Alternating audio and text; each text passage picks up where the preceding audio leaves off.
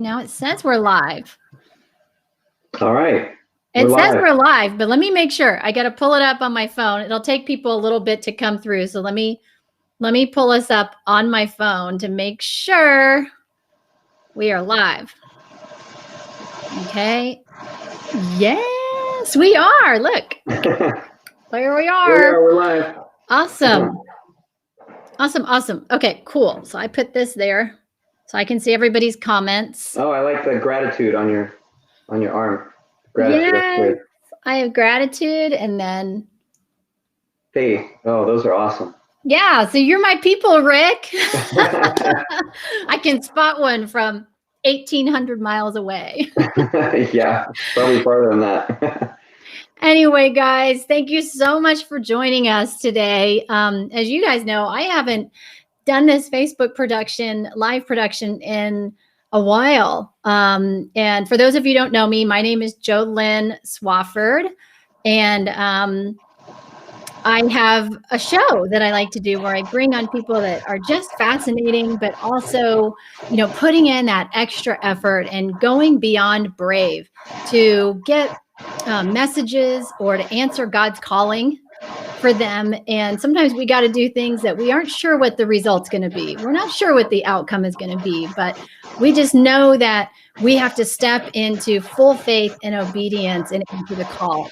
And Rick and I actually came across each other's paths in another Facebook group. And I saw that he had this incredible book that he has just recently published on Amazon, and I've ordered it. So I'm super excited to get to meet you.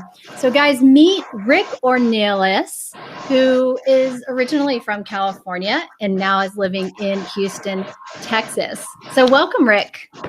Thank you very much, Jolynn. It's a pleasure and an honor to be on the Beyond Brave show, especially since you haven't done it in a while. So yeah, well, I'm honored to have you. You guys, I just messaged Rick this morning and I was like, gosh, we haven't really met. We haven't introduced each other, other than just kind of connecting on social media. And I literally said, I'm just going out in blind faith that this is the right thing. And Rick's response was, that's the best way to do it. And then I went to your Facebook page and I saw that you had gone to some nature scene and you were talking about faith, that you took this hike to this place and faith that place would be beautiful and full of water and that you'd be able to hike it. And I was like, okay, this is totally my guy. So, and really what caught my eye about the title of your book is ever since my father passed away in August 27th, and my mom passed away October 16th, which has been a really trying time for me and my family. I've been obsessed with heaven.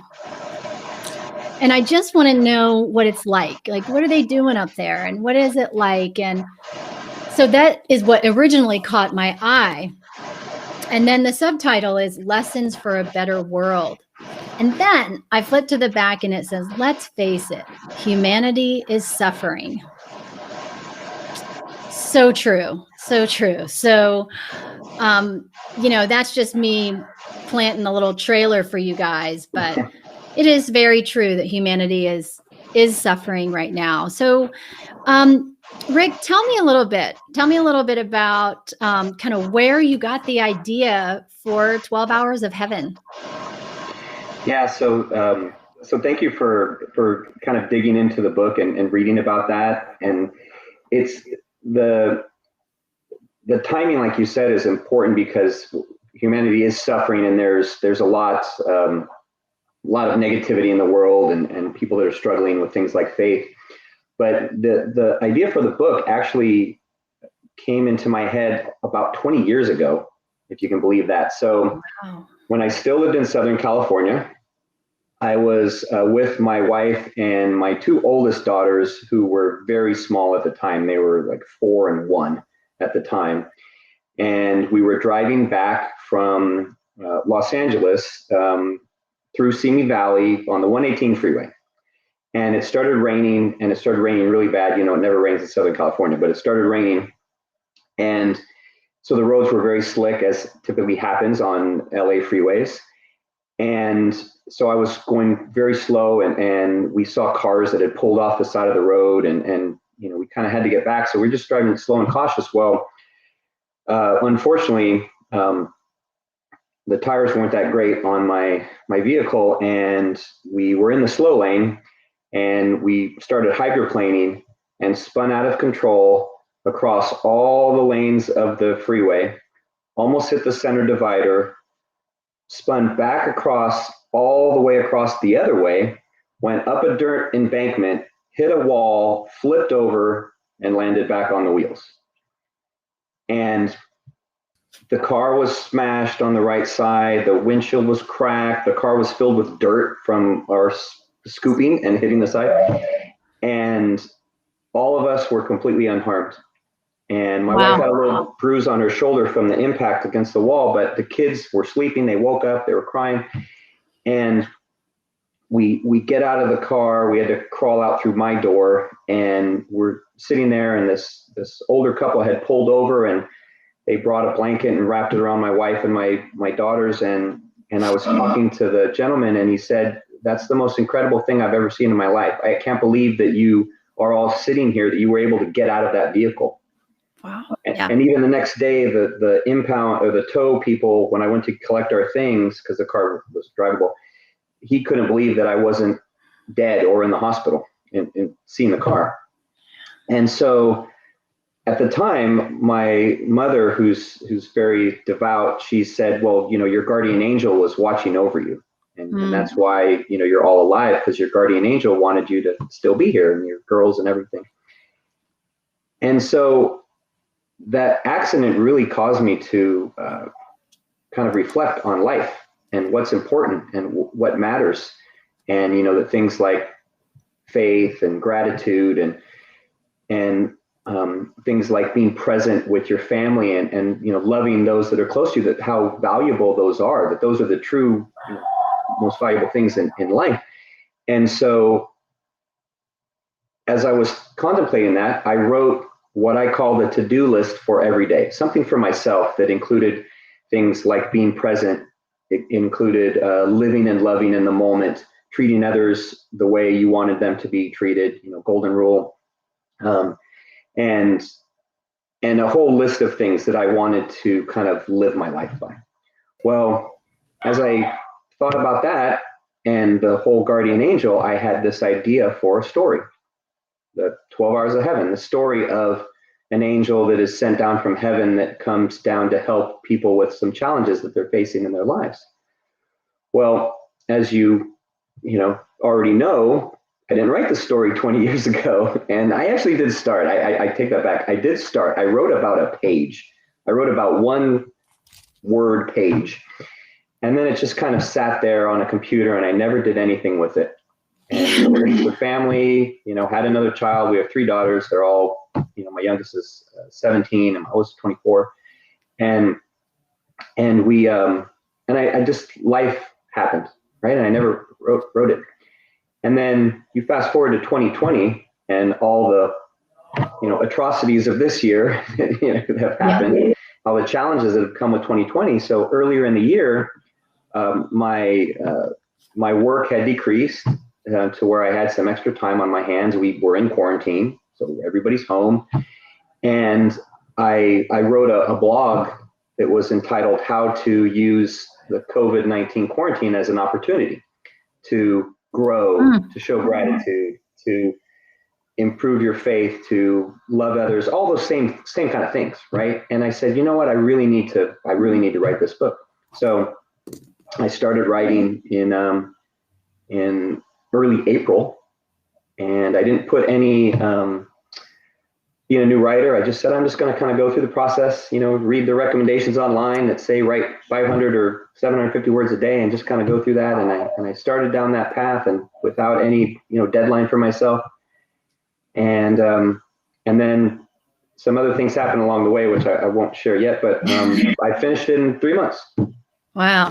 That's outstanding, because this is, a lot of times when people self-publish books, I order them and, they're great, but they're like this big, and yours is very in depth and very verbose and very well thought out and very laid out well. And just going through, I love that you're sharing. So a lot of people that follow my content are aspiring authors, or maybe they are authors and they're coaches. And, I've got a book out there always in the waiting. And I think so many of us do. I think we all have got a book out there inside of us ready to be written. And we have those first few pages or maybe the outline. And so if you don't mind, let me just confirm. So you were like, I'm going to write 300 to 500 words a day. And that was your minimum of 500 is what I told myself. I'm going to write a minimum of 500 every day. Great. And so you just cranked it out on a computer, or did you speak it and have it transcribed? What worked best for you? Yeah, so I did do an outline first, like you're saying. I did an outline, I did character descriptions, I did a lot of those things. I read different articles and things on writing to try to at least give myself some sort of framework.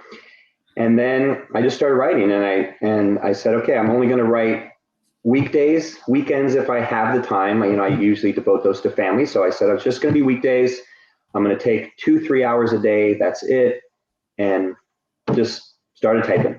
Just started typing. Occasionally, to your point, ideas would come to mind and I'd dictate them into my phone, and then for something the next day, and then I'd write the next day. Yeah. But just started typing. I'm not the greatest typist, but that's great. But just started hammering it out. Well, first off, what a miracle that you guys survived first off, right? And then you had witnesses who corroborated, said, there's no way this could have happened. You must have had a guardian angel. This is, a miracle that people got to witness. And then you honored the miracle by writing the book. And I think so many of us forget about honoring the miracle and honoring the good. We're so focused, especially right now, on what's not going well. And we put so much energy towards that. And so I think it's just really inspiring to see that you, in a time that's relatively dark, that you're bringing light from a miracle that happened 20 years ago. You're here and you're doing it. And it's so, guys, this is the way God works. The fact that Rick and I, who don't even know each other, are sitting here and that I've ordered his book on Amazon is not a coincidence. That is pure God putting two people together to share a message that he needs put out to the world. And you said something I literally did a Facebook Live this morning in a private group about how COVID, this pandemic, is an opportunity. It's like a great awakening. It's a time for all of us to reflect on what is working, what is not working, and what kind of people do we want to be on this planet. And it's really, it's really shining a light on what's important. And like you said, faith, gratitude, presence, and family. And I love how you broke it down. Can I just put my name on your book and call it something else? Because we could have said, I'm just kidding, but we have the same messages about loving and giving and serving. And, finding joy and gratitude and forgiveness you talk about in here. And it's just I love your book, and I'll tell you why. Because so many people come to me, they see people like us of faith, and, we've got this light, and they're like, where do I start? And I think this is a really nice place for somebody to start, to just get a taste of heaven. Right. And so tell me, what did happen while you were writing the book? What did happen? So before I answer that, one thing about what you're saying about the different things, how we share what similar beliefs on what's important, right, to love and give and serve and all that, is that my words are nothing, they're not unique. They're just the way that God has taught all of us, and what it says in the Bible. And I quote scripture in there in each chapter along the way. It was something that supports what I'm saying. But it's just, I think people have gotten away from so many of the simple things, to forgive someone, for example, or to love someone. And that's why, I wanted to write it, is to try to inspire people to remember the importance of that. But while I was writing, so as I said, I didn't give myself a deadline, because I just figured it would take 6 months, or maybe by the end of the year. I figured around this time I'd probably be wrapping up my book, right? And I'd release it in the spring and next year and all that. Well, as I started writing, things started getting worse in humanity. We had a lot of issues with, whether it be George Floyd incident, or rioting, or protests around the world, or political issues, or things were just getting worse and worse around the world, that it was what I used as my writing fuel that kind of motivated my writing. But in early June, in the beginning of July, end of June, beginning of July, I was about halfway done chapter wise. So the book is 16 chapters. I was about chapter 8, chapter 9, somewhere around there. And I was writing about this spiritual content, about these people that had these problems, and was getting more and more connected with God spiritually, that for about a period of 3 to 4 weeks, right in there in end of June to beginning of July, and I'll explain why I think a part of it was happening. But for a period of time, I was so spiritually connected, more so than I've ever been in my life, more so than I am now, that it was incredibly humbling, that I felt so close to God, that I felt that, when you're talking about typing, I felt that God was literally, he was the one dictating the story, and I was just typing it. I was just typing it away, that they weren't my words, because I went from writing 500 to 750 words a day to writing over 2,000 in the span of a couple hours. Like I sat down to write, and I'd knock out in 2 or 3 hours at like 2,500 words, just like knock out a whole chapter or something. And it was so awe-inspiring, so humbling, that it was so difficult to describe, that I didn't share it with anybody. I kept it so private, and I didn't even tell my wife. And I felt like sometimes I'm almost getting choked up now, but sometimes I'd start tearing up as I was writing. I just felt like so emotional and so connected to God, that I was like, oh my gosh, this is what it feels like. This is a fraction of what it feels like to be in heaven, or a fraction of what it feels like to be in the presence of the Lord. And I had read some of the books that you were alluding to, books that talk about people's experiences in heaven. I had read some of those early on in preparation for writing my book, and all of them, they give me that same feeling of, that how incredibly, powerful the love and the feelings would be if you were actually there, and in the presence of God and Jesus. And I felt I felt just a glimpse of that. I was feeling, and so I went through that period. I finished the story. I started hearing in my mind that I needed to finish it by the end of July, because my father passed away last year on July 25th, and before he passed away, when he was really sick at the end, I told him about my book idea. And I said, I've been thinking more about this. And I said, I'm going to write this. And he got so excited. He called the nurse to tell the nurse that I was writing a book into his room. And if you notice that I dedicated the book to him, but I really felt like I needed to finish it by that time to honor him. So as I said, I was halfway done at the beginning of July, and I finished it by July 25th. And all I can say is that, I think God was definitely playing a role, and the Holy Spirit, playing a role in my writing. And, I feel very blessed to have been given that gift, and hope that it, translates in the writing to others.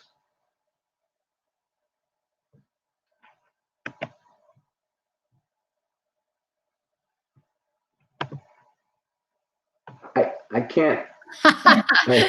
You've simplified it for everybody. So I do think that it'll resonate with even people who are not Christian, right? I mean, this is going back to the golden rule, people, treat people how you would like to be treated. And then it builds on that.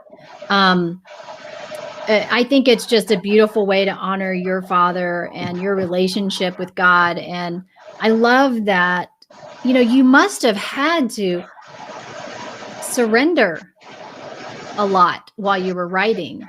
And I know I didn't mention this question before, but I mean, so in that moment when your fingers just started typing away and you're at 2,000 words and you're having this, did you feel like, were you aware that you were surrendering and letting go of your own consciousness to let the Spirit work through you? Or were you like, what's going on? Like, how was that? No, I think it was a little of both. I think at first I was kind of, I didn't really know what it was initially. People talk about getting in states of flow and being able to, write, and I read things about, writers just being able to let the words just flow off the page. But I quickly realized, and when I mean quickly, I mean probably within, like, by day 2 of this actually happening, that it was more than that. That it was a deep spiritual connection with the Lord, and that, to answer your question, yes, that I didn't fight anything. I just typed away and just let it all happen. And some days I like I said, I would write 2,500 words, and some days it'd be 1,800, and some days at 22, and it would just, some days I'd write for 2 hours, and some I'd write for 3, and some I'd write for an hour and a half. I just kind of let it it's just going to happen how it was meant to happen. Yeah. And it all just felt really, in that sense, it felt really natural, in the sense that I was just, I wasn't fighting anything. It was just kind of happening. Exactly. I love that. I love that so much. A quick story to kind of add on to the whole idea of humanity suffering. I'll just share with you guys. When my mother was in the hospital, she actually went to the hospital, and then we sent her to a skilled nursing facility, and she fell because they didn't have their eyes on her, and she cracked her head open. And then they took her to the emergency room. And when we got to the emergency room, I was lucky to get to go in because of COVID and everything. But they said I couldn't leave. Once you're in, you're in. So I was there with her in the emergency room for 12 hours, just loving on her and taking care of her. And about 11 p.m., they said, okay, well, she's ready to go. I mean, we don't need to check her into the hospital. She needs to go back to the skilled nursing facility. And I just cried. I was like, she can't go back there. I mean, she fell there. Like, she wouldn't be here if it. And so, but it was so late at night, and I was just crying because I was like, I just want to take her home. But she couldn't walk. She was fairly catatonic at the time. I mean, I wasn't prepared. I didn't have a wheelchair. I didn't have stuff to take care of her. And anyway, I was so distraught about this that the doctor came in and the social worker came in, and they were like dumbfounded. They were like, we don't know what to do. Like, we don't see this. And I was like, what are you talking about? And they were like, well, Jolynn, most people will abandon their elderly family members in the ER. They'll just say, here, take them. They're so tired of taking care of them, or whatever, or they're an inconvenience. And she was like, you wouldn't be. They were like, we don't see this very often, where the children actually want to take the parents home. And they started crying. And then they came to me and they were like, thank you for restoring our faith in humanity. Nice. They said they hadn't seen a person come into the emergency room like that and love on someone the way I loved my mother for the 12 hours that I did in the emergency room. And I told them, I said, that wasn't me. That was Jesus loving my mother. And they just like, this is a full grown man, ER doc. Like he sees it all. He's like crying. She's crying. We came up with a plan and everything, but I felt like maybe that was our purpose for being in the ER that day. Yeah. You know, their faith and hope.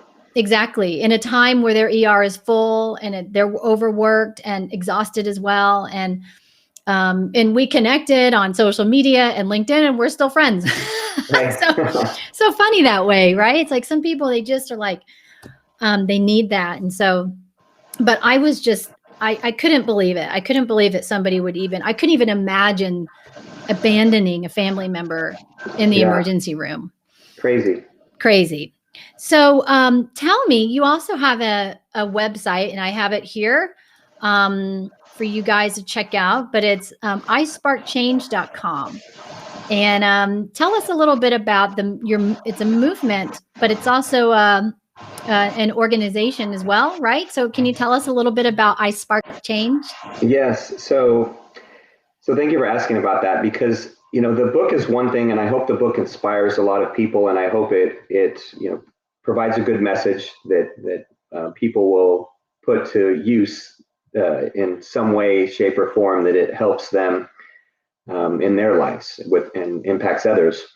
But when I was in that period that I was describing a few minutes ago, that those 3 or 4 weeks of that spiritual connection, one thing I didn't mention is that during that period of time, I was not only was the writing flowing, but I was having a flood of ideas. So I would literally wake up in the middle of the night with a flood of ideas. I was having dreams. I was having visions. I was having all sorts of crazy things. It sounds crazy to talk about, but all sorts of crazy things about not just the book, but about what I was supposed to do as a result of writing the book and thereafter. And that's where the idea was sparked in my brain of iSpark Change. And it is a theme that I use, as you read the book, that you see I use throughout the book. But iSpark Change, what I heard the Lord telling me during that time was that not only I'm not just supposed to write a book, that I'm supposed to do more with it. So that I'm supposed to help impact some others to create some positive change in the world. Because as we said at the beginning, humanity is suffering, and we're not in a great place collectively as a society and humanity, that we're not where we should be in terms of the way we treat one another and love one another. And so I was told that I need to help. I need to help to push people in the direction of positive change. And so, as you said, the way God works, and He connects things for you that you might not always see how it works. So from 2009 to 2012, I worked on a social media platform, on creating a social media platform that's called Puzzme, Puzzme. And the idea, it's something that I created at the time. The idea for Puzzme was to connect people in a different way, ways that they weren't being connected at that time by Facebook or by other social media, but to connect them through the things that they were interested in and the things that they wanted to be passionate about. And so in my time of having these flood of ideas and dreams, I realized that the reason I worked on that for 4 years, a long time ago, and then put on the shelf, was not to use it then, was to build a community of individuals now through iSpark Change to help bring the world something like that, a place where people can come together that want to help change the world, that where you can connect not only organizations and charities, but individuals. And it's a place where all those people can come together and commit that, hey, I want to create some positive change in the world. And it's all still in its very early infancy stages, but that's what we're building. So, we have between the individuals and the organizations, there's maybe about 150 right now that have joined, but again, it's just been a few months. Yeah. My goal is to have this be something worldwide where, for example, if someone is interested in humanitarian efforts, that's where they can see all the organizations that are affiliated with iSpark Change that do humanitarian efforts, or if they do missionary work, or if their thing is to cruelty to animals, or human trafficking, or whatever it is, that there's a place for all these organizations and nonprofits and charity, just all different types of organizations to come together and say, look, we're committed to being part of iSpark Change, and we want to know other individuals that are interested in what we're all about. So as I said, it's all very early on, but that's what I was called to do. Yeah, it's a big vision. It's a big vision. It's what dream big. But I'm realistic. It may take me the rest of my life to build this, but when you asked in one of your posts about if you could do something where you knew you wouldn't fail, what would you do?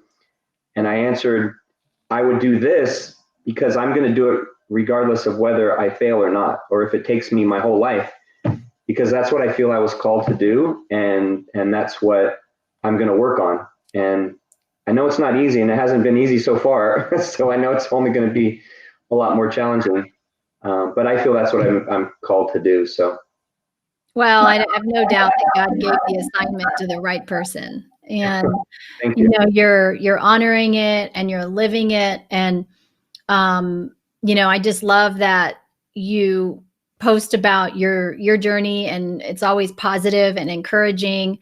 I think that, when you're talking about, failure, I'm not really sure. I mean, and yeah, I did ask that question because I'm always curious, what failure or fear of failure tends to hold people back, right? Mm-hmm. I'm always curious, why, what's not happening because people are afraid of the failure. But when you have an assignment and you know what it is, and you have that level of clarity and the relationship with God to where you can hear the message come through, there's really no way you can fail because it's anointed. Mm-hmm. It's already blessed. Now, do you know what's happening, what's going to come? Do you know with how fast or how long it's going to take? Or are you going to have to go through a lot of trials and tribulations as part of your journey? Of course, because, if it were that, any God idea is going to be a challenge. But you just know deep in your spirit that it's anointed and that everything's going to, work out just fine. And you're a warrior. You're just a soldier. You're just carrying that cross on your back and going for it. And I love that so much. I have one final question for you. So I was I read books backwards to forward. I think it's because I'm left-handed. And so that's how I like to hold the book. And so also I'm probably a little impatient. So I always feel like the good stuff's at the end. And so I read books from the end to the front, and I read chapters from the end to the front, and then I read paragraphs from the end to the top. So it's weird. But I did see that there's a part in here where you talk about expanding your relationship with God. And I get that question a lot. I would love to hear your in maybe 60 to share with us the advice that you have for anybody wanting to expand their relationship with God. What do you recommend? That's an excellent question. So nobody's asked me that question, so I'll try to make it quick. But I think it's very simple, and it can be summed up by Jesus' teaching of, to love God and to love one another, as yourself and as you love God. And And I think if someone is, let's say they're not a Christian, or they don't feel a close connection with God, that by just practicing the simple, golden rule of doing unto others, just one small act at a time, one random act of kindness, one paying it forward, every major religion in the world teaches that, right? Just, doing one thing of service for another, then in doing that, you are in essence expanding your relationship with God, whether you know it or not, or whether you feel that or not, or whether you pray that or not. That's in essence making the world a better place, and that's in essence expanding your relationship with God. It's beautiful. I love that. I love that. So just loving people as God loves you, Yeah. and doing kind things and as a way of expressing that love, of bringing a tangible proof of that love to somebody. Yeah. Yeah. And it can be however simple, right? It can be, buying someone's coffee in the drive-thru, paying it forward that way, or you put someone's cart away for them at the grocery store, an elderly person that, you walk their cart back. Whatever it is, right? It doesn't really matter. Yeah. It's just all those little things if they were all done by everybody, or even a small fraction of people, exponentially, it magnifies the love in the world, so great. Yeah. I love that. I love that. I actually just posted the other day. I said, what was it? It was about, the purpose of my life is to love people more than I love myself. Mm-hmm. And I think that would help the world if you just chose to love other people and sacrifice for others in a way, in spite of what you need. But also the way I honor the love that God has for me is to provide comfort and love to other people. Yeah. And, Yeah. you can do that through money, but you can also do that. My currency right now is knowledge.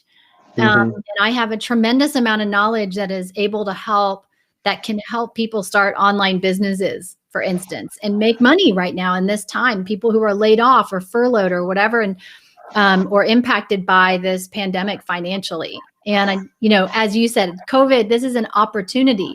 So, just a quick message for the people watching or still watching is, if you're in a place where you feel like you're in the dark, or you're suffering, or maybe you've lost your job, or maybe you're like me and you've lost a loved one, or two, or three, or four, or five in my case, actually. And, it's still an opportunity to go deep into yourself and say, okay, how can I be a better human being? What is there that I can do to honor my parents, your father, and God,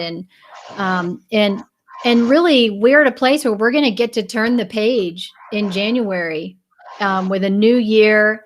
And I suggest turning the page with a group of people that shine the light, like my new friend Rick here does. And just make sure that you hang around people, because people like Rick and I, we have enough light to get you out of the darkness.